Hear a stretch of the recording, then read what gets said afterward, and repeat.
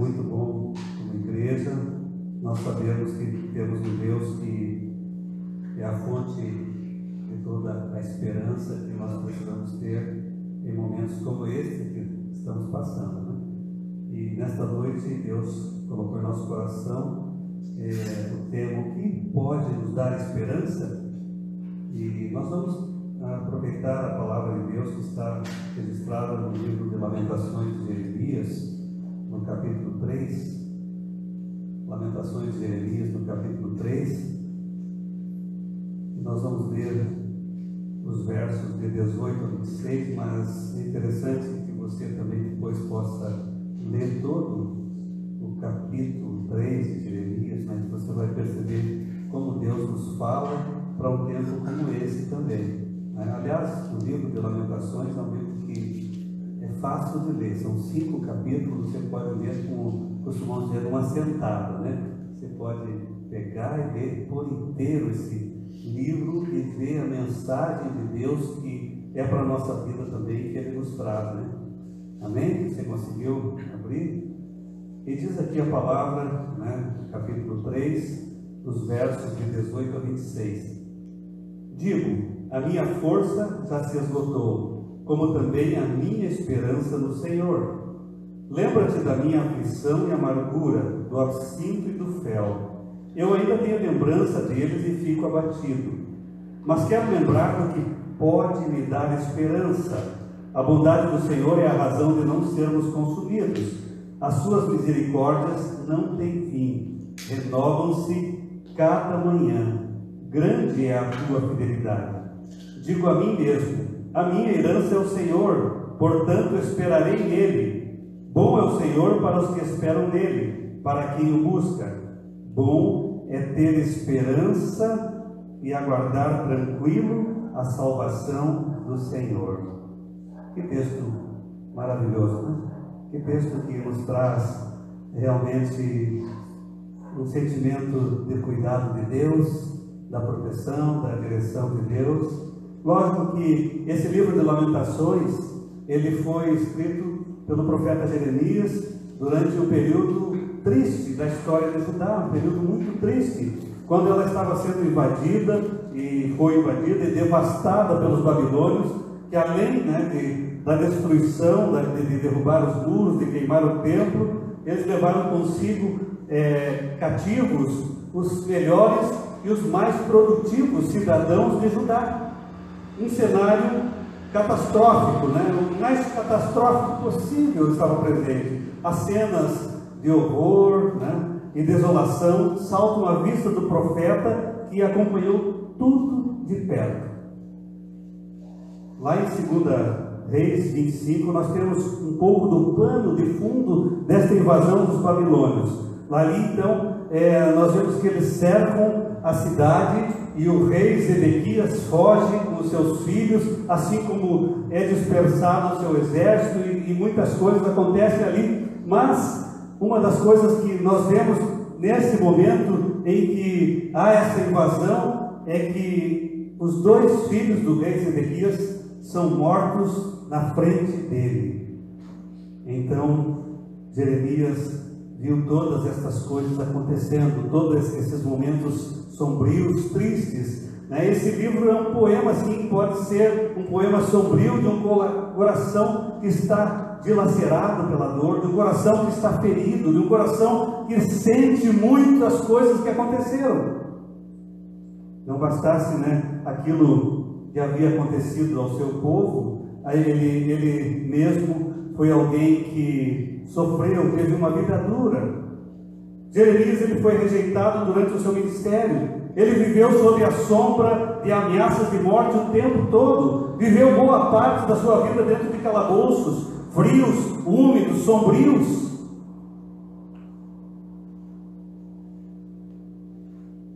Esses 5 capítulos de Lamentações, é interessante que 4 deles têm 22 versículos, né? E o 3, que nós estamos usando para a base dessa meditação, dessa pregação, tem uma quantidade bem maior, 66 versículos. Mas a tradição diz que os judeus, anualmente, no mês de julho, eles liam esse livro, né, e choravam juntos a queda de Jerusalém, porque eles traziam à memória tudo quanto passaram, tudo quanto sofreram. E agora, nesta noite, que nós estamos aqui pensando um pouco na palavra de Deus a partir do livro de Lamentações de Jeremias, daquilo que ele nos traz, nós podemos até nos perguntar: o que é que eu posso aprender com todos esses lamentos de Jeremias? O que eu posso aprender? Eu posso dizer uma coisa: engana-se quem pensa que esta é uma mensagem triste. Ela, na verdade, é uma mensagem que é como um bálsamo para a nossa vida. Ela é uma mensagem extremamente útil, porque quando menos esperamos, as coisas acontecem nas nossas vidas. As estações da nossa vida mudam. A noite e as tempestades nos alcançam.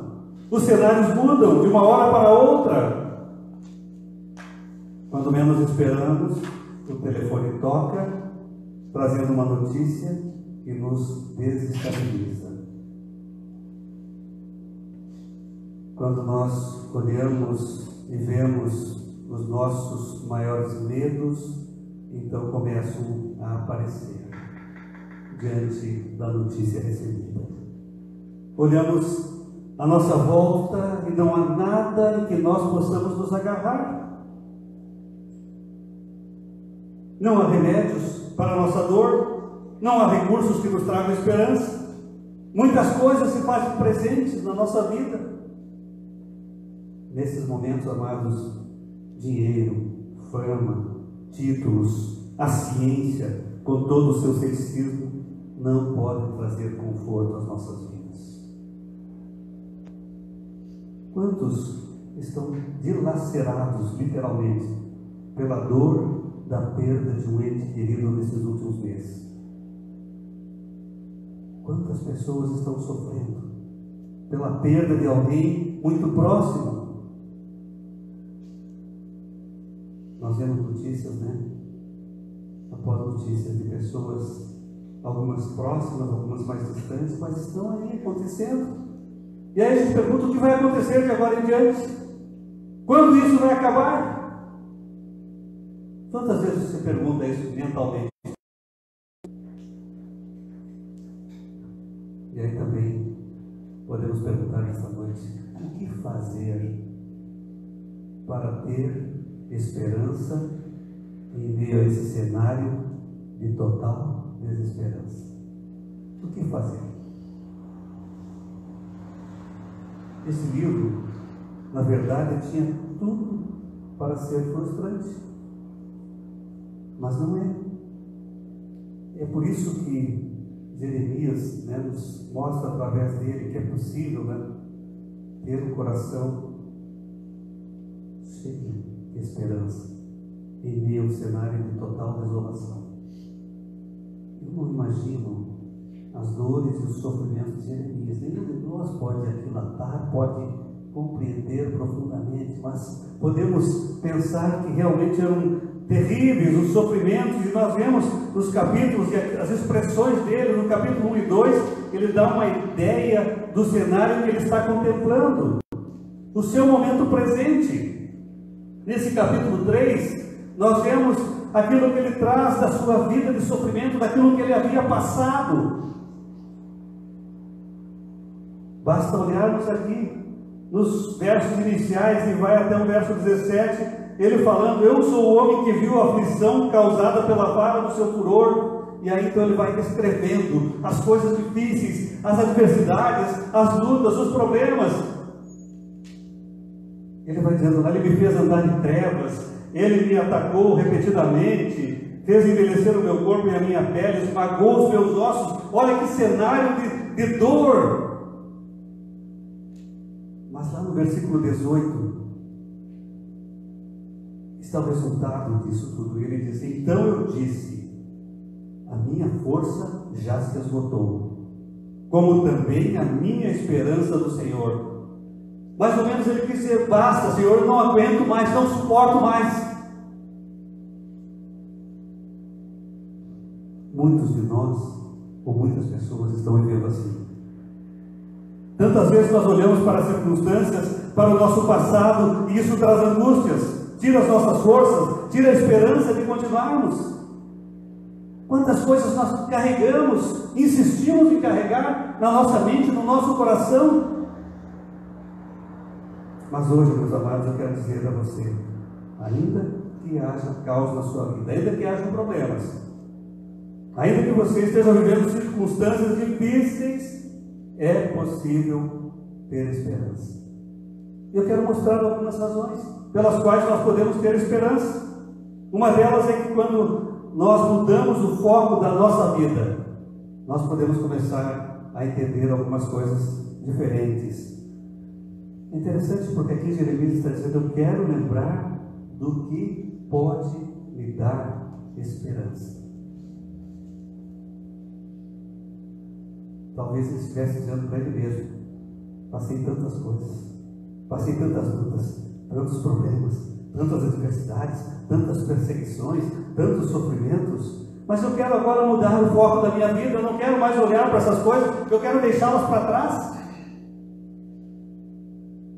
Eu quero lembrar, eu quero trazer à memória o que pode me dar esperança. Ele muda o foco, ele se propõe a ter uma mudança de mente e de olhar. O passado me traz dor, o presente me causa medo e angústia. Tantas vezes é isso que nós sentimos. Mas há um Deus que está sentado no seu trono, há um Deus que não ignora o que nós estamos passando. Esse é o Deus de quem o salmista se refere lá no Salmo de número 139. Davi escreve lá, e veja bem, amados: Senhor, Tu me sondas e me conheces. Deus te conhece plenamente, profundamente, assim como Davi expressou. Sabes quando me assento e quando me levanto. Deus conhece cada detalhe da sua vida muito mais do que você. E ele continua dizendo: conheces de longe o meu pensamento, examinas o meu andar e o meu deitar.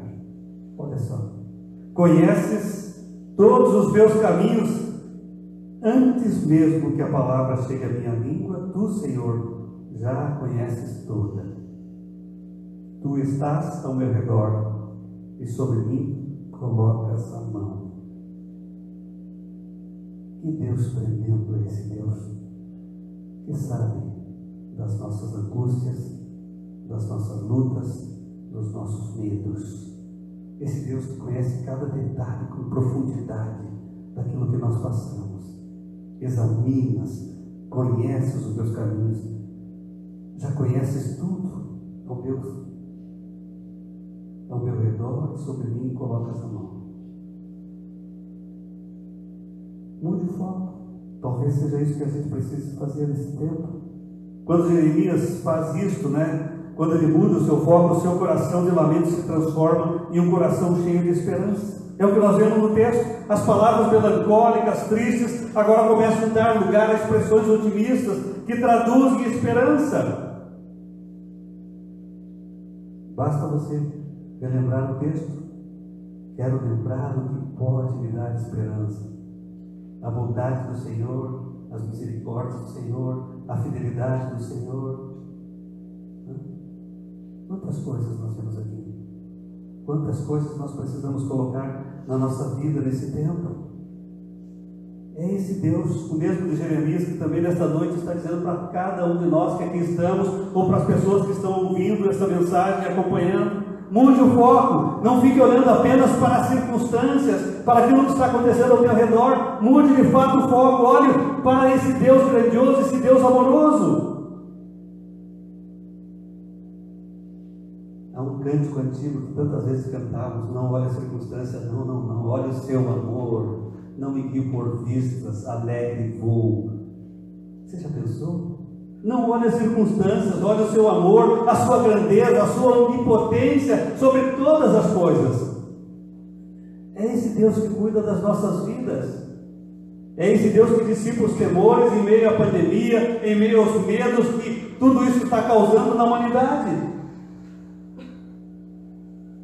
É esse Deus que não está alheio a nada que está se passando na sua vida e na vida do mundo.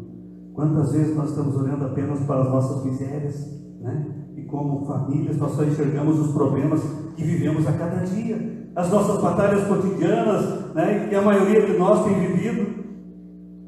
De um modo ou de outro, essa situação nos faz perder muitas vezes até a fé na vida, perder a doçura de esperar em Deus, de confiar em Deus, de deixar que Deus resolva as nossas lutas, os nossos problemas, e aí acabamos ficando um tanto duros.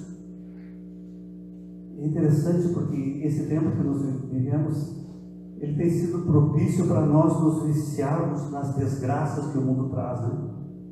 Parece que estamos focados e temos prazer em anunciar e passar adiante as más notícias, quando deveríamos fazer o contrário, levar as boas notícias da graça, da misericórdia, da esperança que nós temos em Cristo Jesus. Quem nos dias de hoje não está pensando nessas desgraças?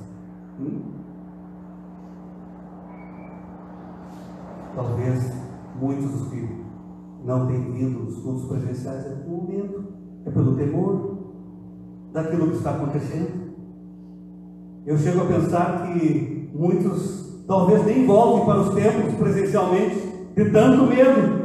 Mas o Deus em quem você crê, o Deus em quem você confia, para que serve na sua vida então? Tantas vezes nós ficamos refém do medo, do temor, e esquecemos que temos um grande Deus, um Deus onipotente, um Deus do qual o salmista diz: eu elevo para os olhos, para os montes dos meus olhos. De onde me veio o socorro? O meu socorro vem do Senhor, que fez os céus e a terra. Deus não mudou. Deus continua sendo o mesmo Deus do salmista, o Deus em quem ele confiava a sua vida. A grandeza de Deus continua a mesma, a onipotência de Deus continua a mesma, o poder de Deus não mudou em nada, continua o mesmo. Por isso é que nós precisamos mudar o foco neste tempo que estamos vivendo. Esse olhar para Deus muda a nossa visão do mundo, amados, das circunstâncias, porque as situações se tornam pequenas diante da grandeza do Deus da nossa vida. Jeremias começou a experimentar dessa forma o poder de Deus, a grandeza de Deus. Passou pelo que ele passou, né? Nós sabemos, a história mostra, basta lermos no próprio livro do profeta Jeremias tantas coisas. Mas quando nós olhamos para as lamentações, nós vemos como que esse resumo de tantas coisas em que ele pode trazer num livro tão pequeno, mas palavras que nos fazem sentir que vale a pena confiar em Deus, que vale a pena nutrir esperança no poder desse Deus. Quando nós conseguimos mudar o foco, eu posso entender que eu tenho encontrado de fato a grandeza do Deus em quem eu creio. Mas uma outra coisa, uma segunda coisa que pode nos ajudar a trazer esperança nesse tempo, é que nós temos um Deus que é misericordioso e bom. Esta é a segunda coisa, né? Os versos 22 e 23 falam disso, né? A bondade do Senhor é a razão de não sermos consumidos. As suas misericórdias não têm fim, renovam-se cada manhã. Grande é a sua fidelidade.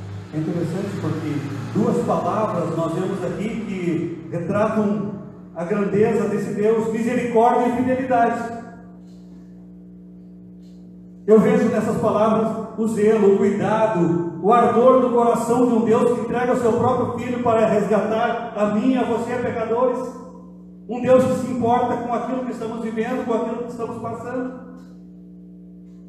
Essa palavra misericórdia, ela é formada de duas outras palavras, né? Miseratio, que quer dizer compaixão, e cordis, que é coração.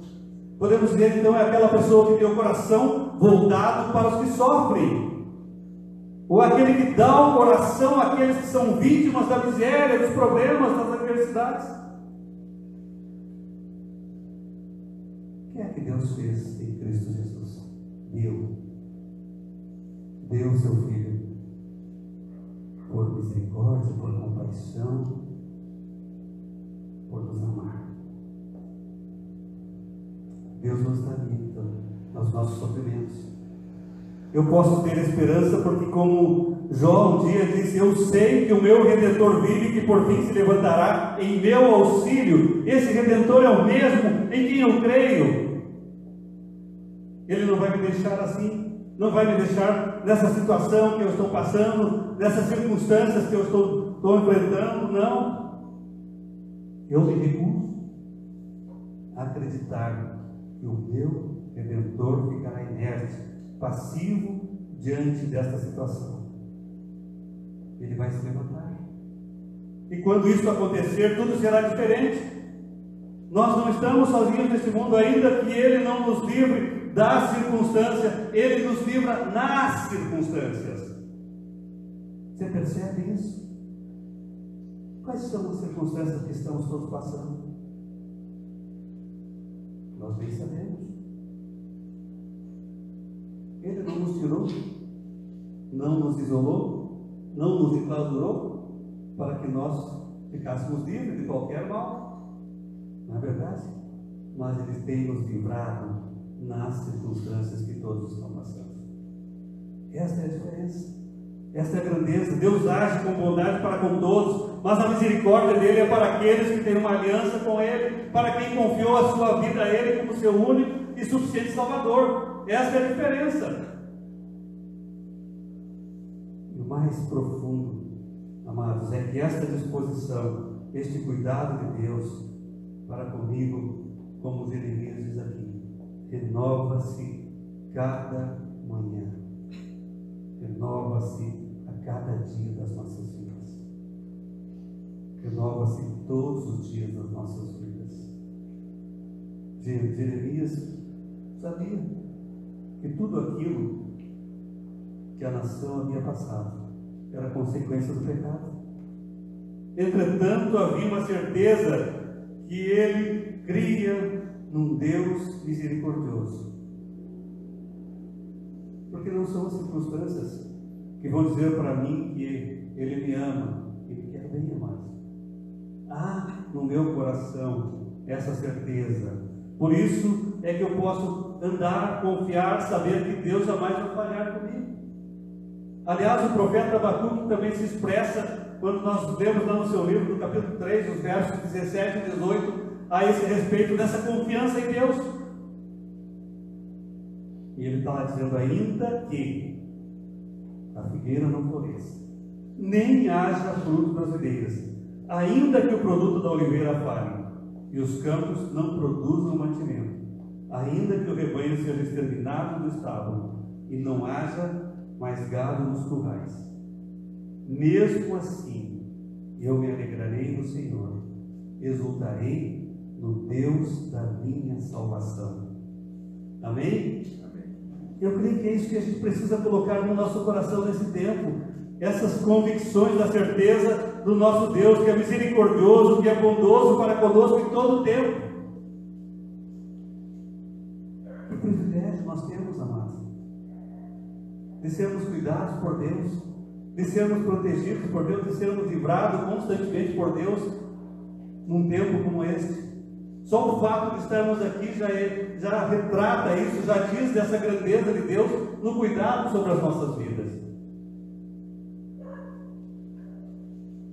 Quantos talvez gostariam de estar aqui hoje, mas não podem, estão impedidos, porque foram atingidos pelas circunstâncias. Mas você que foi atingido por estas circunstâncias que estamos passando, saiba que Deus não está alheio à sua dificuldade, não está alheio ao seu problema. Que bom que nós podemos entender como Jeremias entendeu. um Deus bondoso, um Deus misericordioso. Nem eu nem você sabemos quanto tempo ainda viveremos nesta terra. Mas eu creio que dia a dia nós precisamos ser gratos a esse Deus, expressar isso ao nosso Deus, com a nossa vida, com a nossa maneira de proclamar, de anunciar às outras pessoas desse Deus. Contar do que Ele tem feito, dizer do que Ele tem feito, mostrar a grandeza para tantas pessoas que nos cercam e vivem completamente desesperançadas nesse tempo. Mais uma última coisa nesta noite, que fala a respeito de nós termos esperança, é que nós temos um Deus fiel. Grande é a tua fidelidade, parte B do verso 23. E na 24 diz: a minha herança é o Senhor, portanto esperarei nele. Podemos pensar na firmeza das promessas de Deus, na fidelidade de Deus, na imutabilidade desse Deus que promete. Interessante porque talvez alguns pensem, mas ele falou isso para Jeremias. Mas Deus não muda. Deus continua sendo o mesmo ontem, hoje e eternamente. A sua palavra é a mesma ontem, hoje e eternamente. Então essa palavra é para mim, é para você, é para todos nós. Grande é a fidelidade do nosso Deus. A minha herança é o Senhor, portanto esperarei nele. O que mais nós poderíamos desejar? A minha herança é o Senhor. Há riqueza maior do que nós temos Deus na nossa vida como nosso Senhor e Salvador? Não há. Não há bem, não há riqueza, não há nada desse mundo que nos conduza a Ele, tão somente o seu Filho Jesus Cristo. E se nós temos esse Filho, esse Jesus como Salvador das nossas vidas, nós temos essa herança. Nós somos coerdeiros com Cristo Jesus da promessa. E é isso que deve nos trazer a convicção da fidelidade do nosso Deus. A fidelidade de Deus é essa capacidade de Deus de cumprir as coisas que Ele promete. Paulo, quando escreve a segunda carta a Timóteo, lá no capítulo 2, no verso 13, ele diz assim: se formos infiéis, Ele permanece fiel, porque não pode negar-se a si mesmo. Ainda que nós sejamos infiéis diante de Deus, e quantas vezes nós somos? Quantas vezes somos infiéis? Mas Ele permanece fiel. A fidelidade de Deus, por uma qualidade de Deus, é parte do próprio Deus. Negá-la é o mesmo que negar a si mesmo. É parte daquilo que Deus é. Haverá momentos na nossa vida em que vamos ser desafiados a escolher entre o que os nossos olhos estão vendo, né, e o que Deus nos diz. Haverá momentos assim. Na história de Jeremias, quando nós lemos o livro dele, lá no capítulo 18, um dia, alguns anos antes de escrever essas lamentações, Deus o levou até a casa do oleiro. O levou ali até a casa do oleiro para que ali ele observasse o trabalho daquele homem. É interessante, né? O que Deus diz para ele, quando aquele homem estava ali trabalhando na feitura daquele vaso, e ele se quebra, e o homem novamente toma o barro nas mãos e começa a moldar. E aí então Deus diz: não poderei eu fazer de vós como fez este oleiro com a casa de Israel? Diz o Senhor: eis que como o barro na mão do oleiro, assim sois vós na minha mão, a casa de Israel. Você percebe que todo esse processo de vida que nós temos é Deus trabalhando esse moldar da nossa vida? É Deus agindo como esse oleiro para que nós possamos ser esse vaso que é colocado diante dele de uma maneira que o agrade. Muitas vezes esse vaso brinca, mas o oleiro novamente toma nas suas mãos.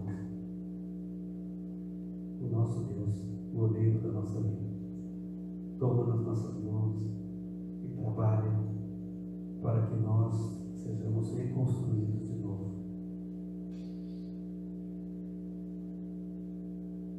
É de Deus a última palavra sobre as nossas vidas. Não é de médicos, não é do nosso chefe, né?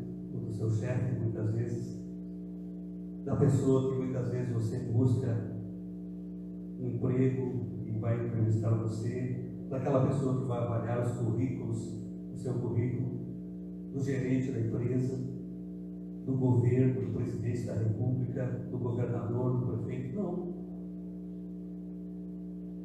Ainda que muitas vezes pareça, né? Parece que o mundo sinaliza que alguém tem a última palavra. Não. A última palavra é de Deus, porque Ele continua sendo Deus. As próximas páginas da sua vida, da minha vida, ainda estão em branco. As próximas páginas da vida de você que está nos ouvindo estão em branco. É só Ele que tem o poder de escrever na sua vida uma nova história. Talvez a vida, a sua história não seja tão boa, seja tão cheia de problemas, de lutas, de adversidades, mas Deus está sinalizando nesta noite: eu quero escrever uma nova história na sua vida. Eu quero que você tenha esperança de que os dias futuros serão melhores. Eu quero que você creia dessa forma, que os dias futuros serão dias diferentes. Então Deus quer que você permita que Ele escreva uma nova história. E eu entendo que você precisa deixar Deus fazer isso. E a primeira palavra que Ele quer escrever na sua vida, nessa nova vida, talvez seja a palavra mas. Como, pastor, mas? Eu vou dizer por quê. Mas tudo é possível ao que crer. Entende? Tudo é possível ao que crer. Mas todas as coisas posso naquele que me fortalece. Mas todo aquele que invocar o nome do Senhor será salvo. Você já pensou? Clame por Deus, clame pela salvação. Mas crê no Senhor Jesus Cristo, que será salvo, tu e a tua casa. É nesse Deus que está a esperança. É nele que precisamos alicerçar para que a nova história da nossa vida seja escrita. E Ele quer fazer isso. Mas em Cristo somos mais do que vencedores. Quantos mais poderíamos pensar nessa noite? Diante dos seus temores, diante dos seus medos, coloque esse mais de Deus, em que você pode alicerçar a fé, em que você pode confiar, em que você pode dissipar do seu coração as dúvidas. É Ele, aquele que quer que você creia firmemente no seu poder e na sua graça salvadora. Então, meus queridos, nesta noite, não importa os momentos que você tem passado, as adversidades, as tribulações, ainda que tudo esteja parecendo contrário, feche os olhos para tudo que está ao seu redor e lembre que em Deus existe a maior e melhor oportunidade, a maior e a melhor esperança está em Deus para a sua vida, para que você mude, para que você possa, a partir de agora, viver uma nova história. Desloque o seu olhar para Deus. Tire o seu olhar das circunstâncias, das adversidades, dos medos que te cercam e coloque na cruz de Jesus, e você verá aquilo que Deus quer fazer na sua vida. Que Deus possa assim abençoar a sua vida nesta noite em que aqui estamos na sua presença. Amém?